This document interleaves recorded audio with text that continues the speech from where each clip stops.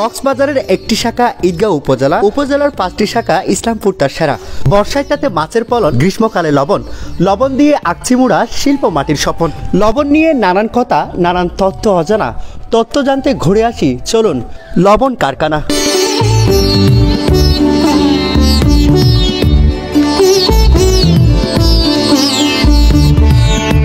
কক্সবাজার জেলার ঈদগাঁও উপজেলার ইসলামপুর ইউনিয়নের নামকরা শিল্পপণ্য লবণ।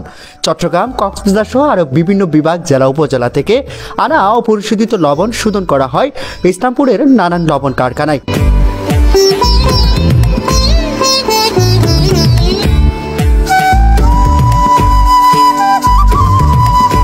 প্রিয় দর্শক, আজকের ডকুমেন্টারিটি স্পন্সর করেছে Rifat and brother salt crushing industries.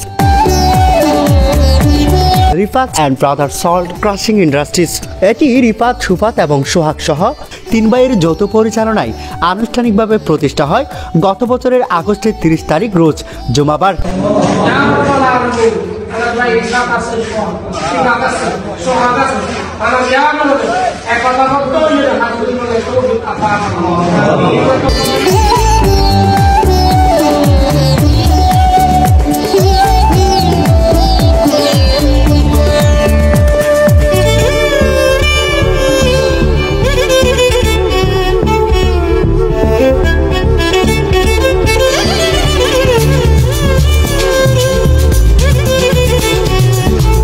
এবার আসি লবণ কারখানার নানান কার্যক্রম নিয়ে। গুদামের অপরিশোধিত লবণ শোধন করার জন্য প্রথমে ফেলা হয় হফার নামের আধারে। এখানকার লবণ পানির সাহায্যে যায় হ্যাজিটর নামের গোল ফাটকোয়ায়। ওয়াটার পাম্পের সাহায্যে হ্যাজিটরের ভেতরে থাকা চাকা ঘুরিয়ে লবণ ও পানির মিশ্রণ পাঠানো হয় পরের হ্যাজিটরে।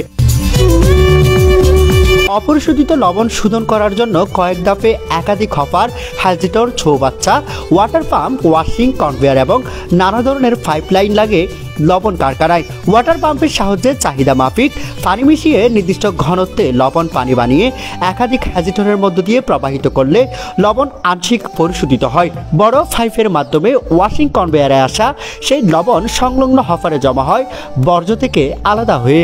হফারের লবণ দ্বিতীয়, তৃতীয় কনভেয়ারে পরিশোধিত হওয়ার পর লবণ শ্রমিকরা ছেঁকে নেওয়া লবণ জমান ওয়াশিং হফারে। পানিতে মিশে থাকা লবণের দানা আরও বেশি সূক্ষ্ম হয় ক্রাশিং মেশিনে। পাইপের মাধ্যমে পরিবাহিত লবণ পানি এরপর জমা হয় আরেকটি হ্যাজিটরে। এখানেও বাদ পড়ে বর্জ্য। হ্যাজিটর থেকে সিগন্যাল নামের হপার হয়ে লবণ পানির শেষ গন্তব্যে centrifuge auto machine. Centrifuge auto machine থেকে বের হওয়া দানাদার লবণের সাথে আয়োডিন মিশিয়ে চতুর্থ কনভেয়ারে ফিনিশ প্রোডাক্ট হিসেবে দানাদার লবণ বস্তাবন্দি হয় সাধারণত 50, 60, 70 কেজি ওজনে। ইসলামপুরের এই লবণ কারখানাগুলোতে লবণ পরিশোধনের এমন কাজ চলছে সনাতন পদ্ধতি ও আধুনিক প্রযুক্তির মিশ্রণে। খুচরা ক্রেতাদের চাহিদা মেটানোর জন্য পরিশোধিত লবণ মোড়কবন্দি করা হয় 8 কেজি এবং 1 কেজি ওজনের প্যাকেটে।